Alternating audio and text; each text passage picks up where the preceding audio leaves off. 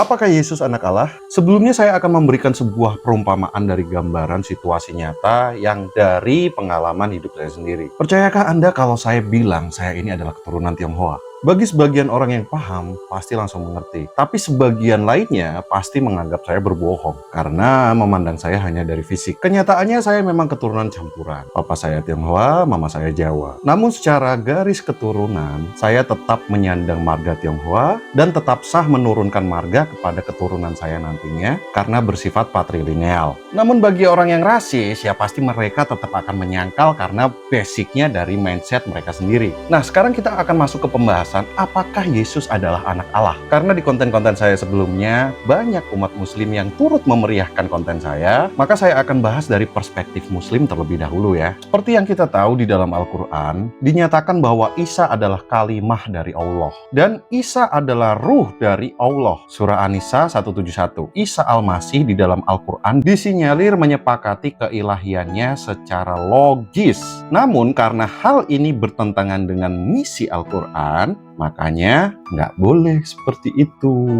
Nah, sekarang kita beralih ke Bible Yohanes 1 ayat 1. Pada mulanya adalah firman. Firman itu bersama-sama dengan Allah dan firman itu adalah Allah. Firman di sini bahasa aslinya adalah logos. Logos ini bukan hanya merujuk ke sekedar perkataan, namun juga merupakan bentuk manifestasi. Sekarang kita akan buktikan di Kejadian 1 ayat yang ketiga. Berfirmanlah Allah, jadilah terang. Terang di sini bukan bermakna matahari ya, tetapi terang adalah firman itu sendiri. Nah, dari sinilah yang disebut Allah anak, yaitu Sang Firman, yang juga membuat perjanjian dengan Abraham. Maka dari itu yang membuat orang Yahudi itu sangat marah terhadap Yesus itu terjadi di Yohanes 8 ayatnya yang ke-56. Abraham bapamu bersukacita bahwa ia akan melihat hariku. Nah, makna hari di sini tuh bukan cuma sekedar hari Selasa, Rabu, Kamis, itu bukan, tetapi mengandung makna semua perjanjian dan nubuatan yang diadakan sedari awal. Dan di ayat yang ke-58,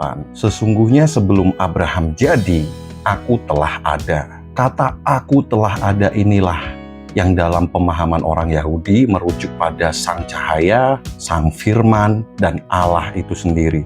Sehingga di ayat yang ke-59 orang Yahudi itu marah, geram, dan hendak melempari dengan batu sebelum rancangan penyaliban. Lalu di 600 tahun kemudian muncul seseorang yang secara singkatnya nih juga ingin merujukkan diri sebagai terang atau cahaya tersebut. Kalaulah Muhammad itu rupa Allah, Muhammad itu wujudnya Allah, Muhammad itu kenyataan Allah, patrikan dalam diri bahwa Muhammad itulah sebenar-benarnya yang Allah itu.